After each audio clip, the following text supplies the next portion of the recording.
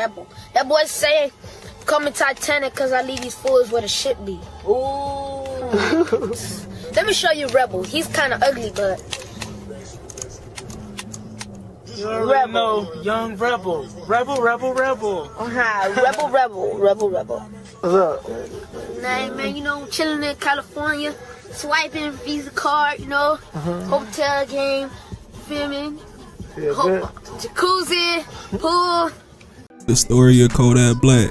So in the early 90s, Kodak Black dad would move from Haiti to the US, where he would get into a relationship with Kodak Black's mom. And on June 11, 1997, they would have a little Kodak Black. And when Kodak Black was young, his father would lead him and his mother to fend for himself, along with his 4 brothers. And with Kodak Black growing up in Pompano Beach, where the crime rate is 85% higher than all other cities in the state of Florida, it was safe to say that Kodak Black had it harder than most coming up. However, around this time, little J Black, aka Kodak Black, would start getting into the studio in elementary school. And some niggas is just destined to make it out the hood, because Kodak Black would soon gain the support of all his older siblings once they saw how talented he was on the mic. And when Kodak Black saw how his older siblings responded to how he was rapping, his desire started to grow, and he started reading dictionaries to expand his vocabulary. And he would also start going to the studio every day after school under the name Little J Black. And around this time, he would meet a young Jackboy and also become a young gremlin, because in middle school he was locked up with his first real crime, and this started the chain of events of Kodak Black being in and out of jail. So at 12 years old, being fresh out of juvie, my boy would join the rap group, the Brutal Youngins.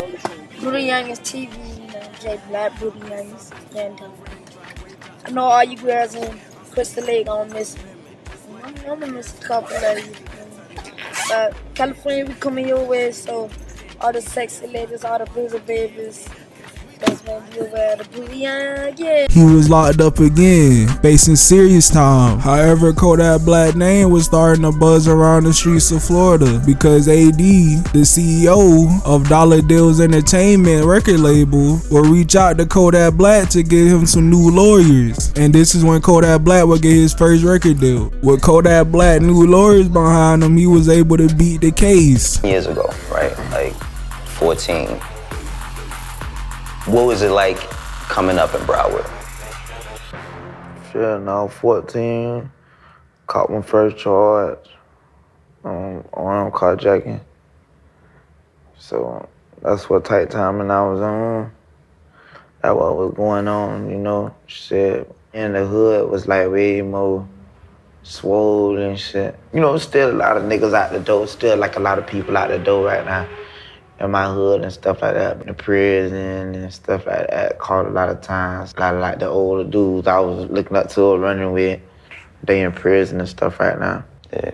And now with Kodak Black seeing the blessing and opportunity God gave him, he started to feed the streets. Because in 2013, when Kodak Black was 16 years old, he would drop his first mixtape, Project Baby, that went viral and got Kodak Black nationwide attention.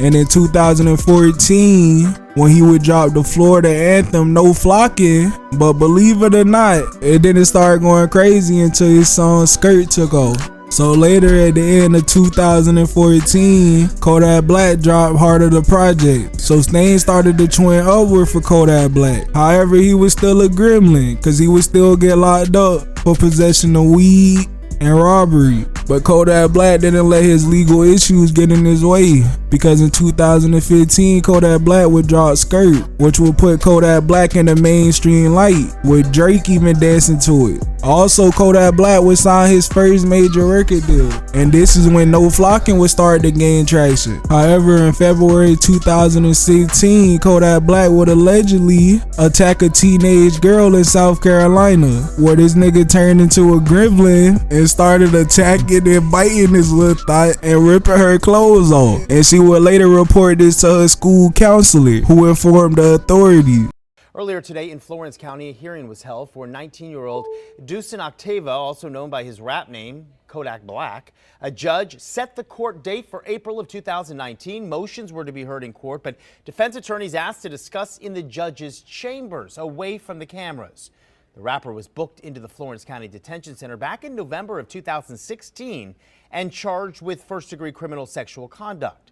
Our Neil Watson was in court during the hearing, and we'll have more on what was said there coming up. But I ain't gonna cap, this nigga bitter bitch. I ain't gonna cap, that crazy. And she went to her school nurse. So this nigga definitely left a mark on this bitch. That's crazy. But later in April, Kodak Black would be arrested again in Florida after trying to buy some weed, and the police saw him. So they started to follow Kodak and they put on the lights. And this nigga Kodak Black took off on these niggas, and he started weaving through traffic to gain some space. And he pulled over to throw a Glock in the dumpster. However, the police watched him do it, and they later retrieved the weapon and they found the weed he had got. So of course they charged Kodak Black with a bunch of crimes, but he made a $5,100 bail and got out of jail. And around this time, Kodak Black would be introduced to the world in the 2016 XXL freshman list. However, the police was still on him for when he got arrested back in 2015. And this time the judge really wanted to sit Kodak Black down, and he would spend the whole summer of 2016 in jail. And he was facing up to 55 years in prison. However, he was sentenced to 1 year of house arrest and 5 years probation. And when he was getting ready to get released from jail, the judge saw he still had warrants in South Carolina for allegedly attacking a teenage girl, and they upgraded the charge from misconduct to battery, and he was now facing an even more serious charge and even more time. You know, looking at all your cases and everything you've been through, and I know the recent one right now is very sensitive, and with respect to, you know, everybody involved in that case, you know, we can't get into details today.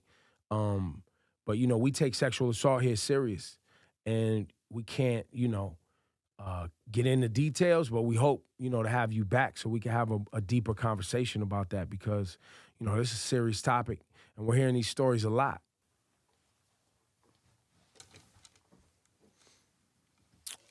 So the judge decided to keep him in custody because he also had a warrant out for his arrest for the possession of weed. But this time he was only sentenced to 3 months in jail, and he got his driver's license suspended. However, 2 months into his sentence, he was moved to South Carolina, where he was now facing up to 30 years in jail. However, he denied all charges, and he was hit with $100K bail, which he paid off after sitting just 3 days in jail. And after getting back home, he was still on house arrest, but he violated it going to a strip club and punching an employee, and he was sent back to jail, and he was found guilty for 5 accounts of violating house arrest, and he served 97 days in jail after participating in a life skills class. However, in 2018, when he was on IG Live, well, he was seen passing a weapon around the room, and as well as a blunt. So he was arrested again for the possession of weed and parole violation, and he was sentenced to 1 year in jail. However, cause you know my boy always get released early as fuck, he was released in August 2018, and he was now more mainstream than ever with his features on Gucci Mane's song Woke Up in the Sky with Bruno Mars. However, in 2019 he was caught going to Canada, where he got pulled over trying to enter the country, and he got caught with a Glock and some weed, and he was arrested by the FBI, and he was facing 4 years in jail. However, this is when President Trump would give him a pardon on his last day in the office. So after this, Kodak Black would be out free, and he would be on his grind. However, he would start to beef with his childhood best friend Jackboy, and he would drop songs like Super Gremlins, making him almost have 20 platinum hits. And that is the story of Kodak Black.